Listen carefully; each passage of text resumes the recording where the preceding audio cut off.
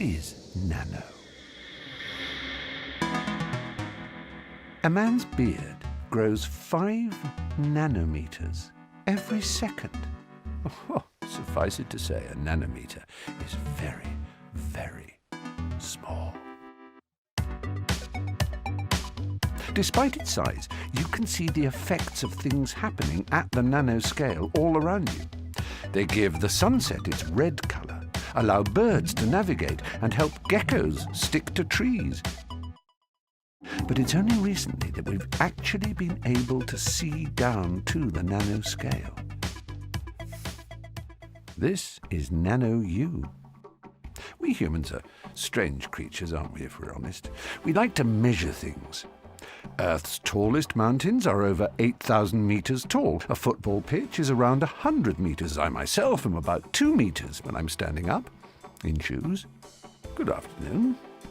Ants are a few millimeters long. Skin cells about 30 micrometers.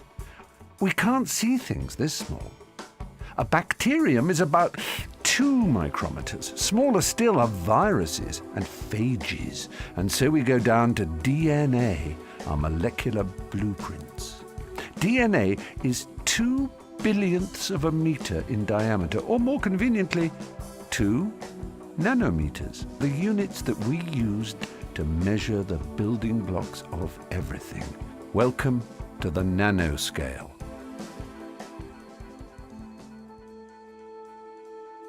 To explore the nanoscale, we use very powerful machines called electron microscopes. Today we're going to look at 2 things that you may have seen before. We're going to look at a fly and a coin.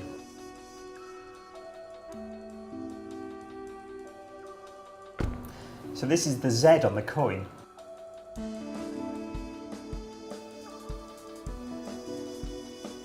This is the fly's wing. And who would have thought that it would have had all these little hairs sticking out from it?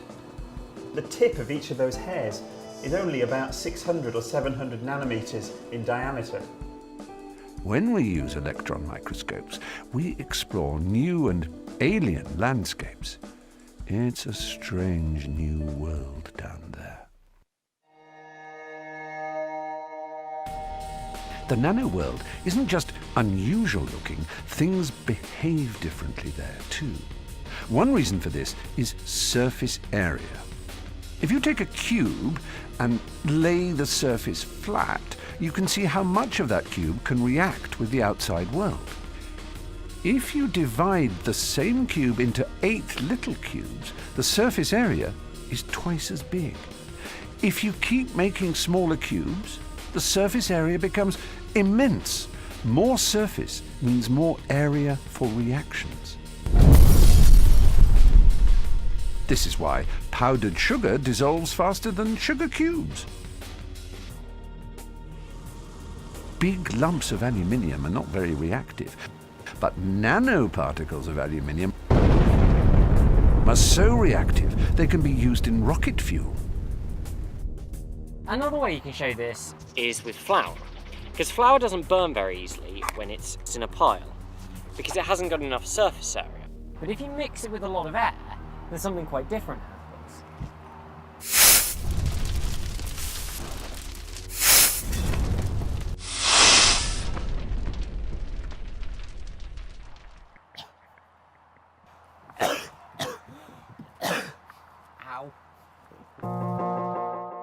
Light also behaves differently as you head down to the nanoscale. White light contains all colors. When particles get really small, they start to bounce only certain colors back, so you see them as those colors. As gold gets smaller, it stops looking gold and instead reflects red, purple, blue, and finally becomes invisible when it's too small to reflect any colors of light that you can see. These strange properties of light can be very useful. Welcome to nature's nano. I've always wondered how butterflies and beetles can make these strong iridescent colors. So if we take a butterfly wing and we put it under a microscope, we see thousands and thousands of small little bright blue scales. Each of these scales is covered by little ridges running across a scale. Each of these little ridges, if you cut right through them, look like a Christmas tree. This structure is finely tuned to reflect only the blue part of light, so the butterfly appears bright blue. If we just replace the air in this nanostructure with a bit of liquid, you'll see that it changes color from bright blue to bright green. It fills in the gaps around the nanostructure and makes it better at reflecting green light. When the liquid evaporates, it returns to reflecting blue. Please, don't squirt butterflies. Life has spent 3.8 billion years finding clever ways to use the nanoscale. Now we can understand nature's nano secrets. We can use them for ourselves.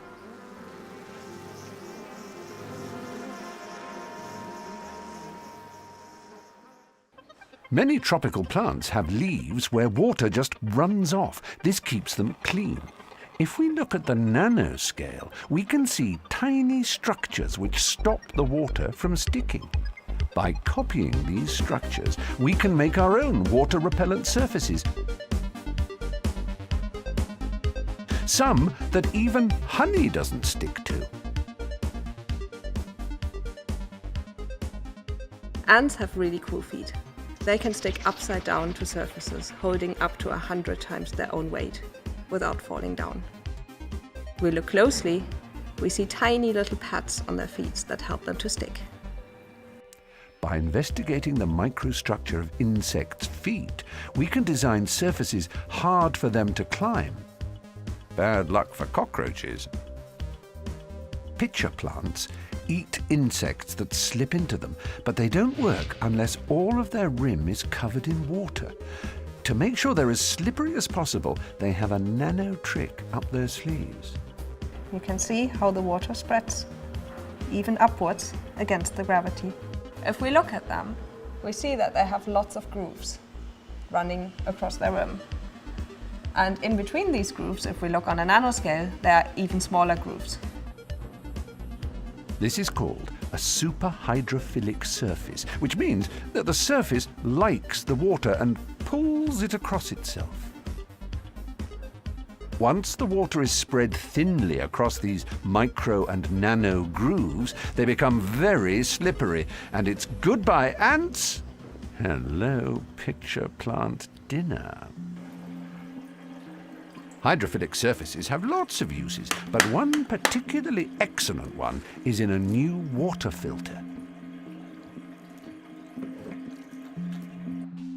This can filter even the tiniest bugs from dirty water, making it safe to drink. Even really dirty water.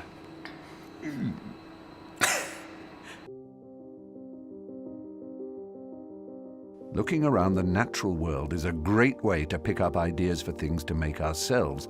But with nanotechnology, we can make new structures that nature has never even tried.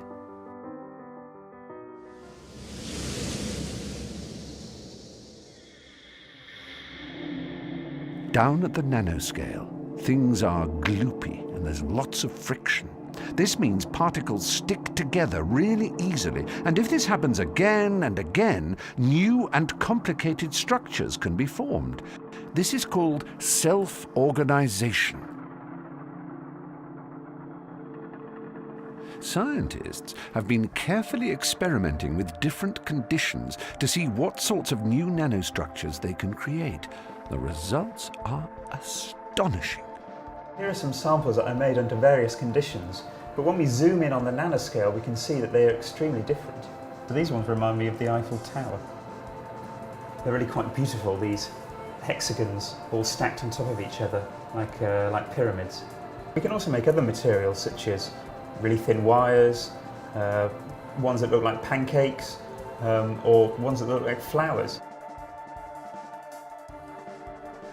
All these new structures have different properties. Soon they'll be changing the way we live. From solar panels that we spray onto our roofs, to making computers and batteries so small that they're invisible.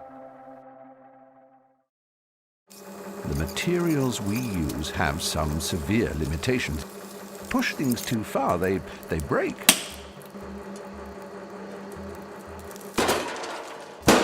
But nano researchers are discovering ways around these limitations.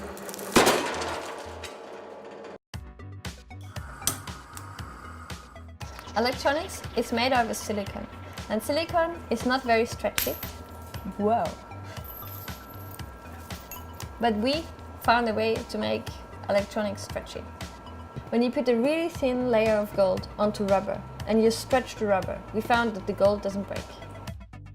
This is because when gold is just a few nanometers thin, it forms cracks, and these cracks actually allow gold to stretch. That means that in future you can take your mobile phone, stretch it, wrap it around your wrist, or even embed it in your clothes.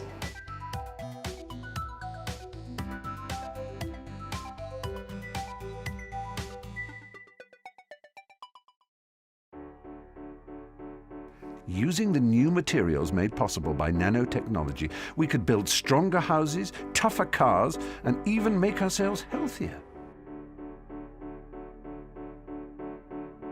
Medical researchers are already looking at using nanoparticles to deliver drugs or to hunt down cancerous tumors. I'm a brain surgeon. It's my job to treat patients with brain tumours. What we would love is some sort of nanoparticle that gets taken up into these tumours that allows us to identify where the tumour cells are. In the future, nanomedicines could patrol your body, hunting down diseases and zapping problems.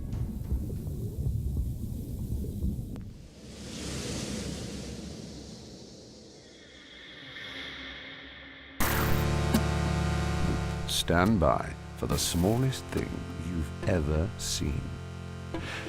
This might look like a deep-sea submarine, but it's actually a scanning, tunneling microscope. Inside, it's more empty than space, and it has revolutionized our view of the nano world. This is an image of a piece of carbon, and these spots are the single atoms on that piece of carbon. So one spot is one atom. So this is the smallest thing that you can see. And it's the smallest thing that you will ever be able to see with any microscope. If you listen carefully, you can even hear the atoms as the microscope scans over them. This year, researchers imaged the internal structure of a single molecule for the first time. This is the most detailed view of matter that we've ever had. Remarkably, it looks almost identical to our models. Not only can the microscope take images, it can also move things around. We can actually change the position of atoms one at a time using this microscope. So we can use the microscope to choose an atom on a surface, move it to a new place, and then do this with as many atoms as we want to build up a new structure. And that's where nanotechnology comes in, because nanotechnology is all about changing the properties of matter atom by atom by making new structures. Throughout history, we've been making smaller and smaller machines. Now, scientists are looking at ways to create machines at the smallest scale possible, using atoms as their building blocks. Some researchers believe that we could construct molecular machines that could make anything we wanted. If this happens, it will revolutionize our lives. We know that molecular machines can work because they're in every cell of our bodies. They're working away right now, turning food into energy, fixing damage, keeping you warm, and making new cells. You are already a masterpiece of molecular nanotechnology.